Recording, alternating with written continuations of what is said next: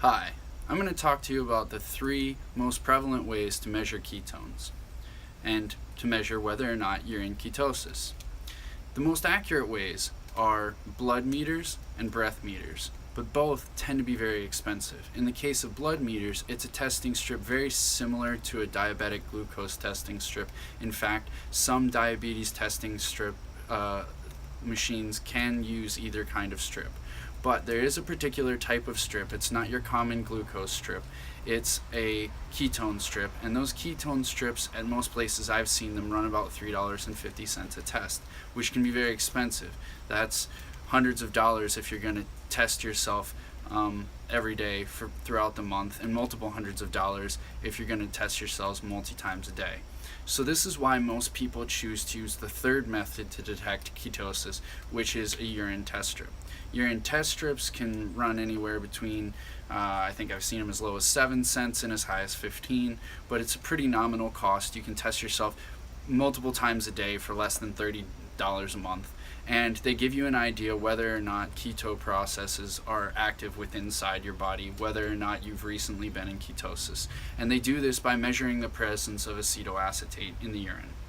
Now, what's important to understand is that the presence of acetoacetate is described as a spill of ketones into the urine. It's not there necessarily by biological design.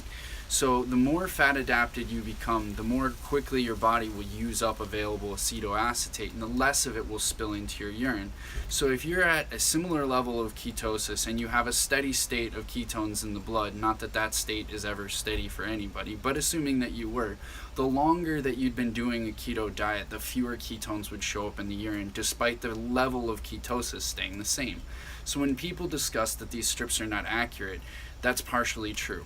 Their darkness does not accurately reflect the level of ketones in your blood.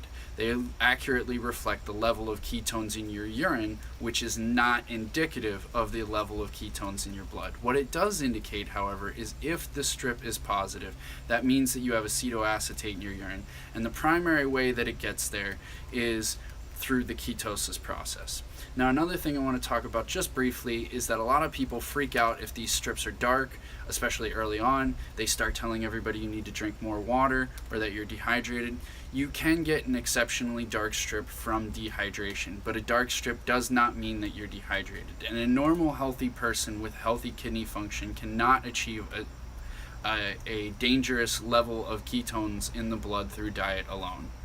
So if you have a dark strip and people are telling you to drink water, look at the color of your urine, and if your urine is not a dark amber color, if it's light pale, then you're getting sufficient water. If it's running clean, then you're probably overhydrated.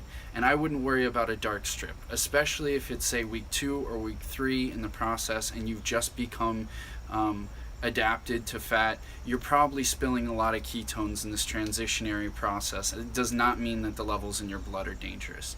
So most people use ketone testing strips, they mean urine strips. However, if you have the money, and especially if you've been keto for a couple of years, the urine strips aren't going to work as well. You may want to consider either a breath analyzer or a glucose meter that can also do ketone strips and splurging on the ketone strips. I don't think that you need to use any of these meters necessarily.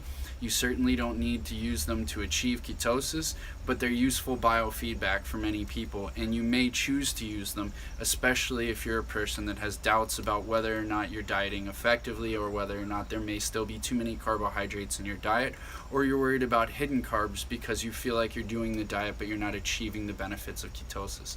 So they're helpful to confirm that keto processes are occurring within your body. Love you guys. Bye.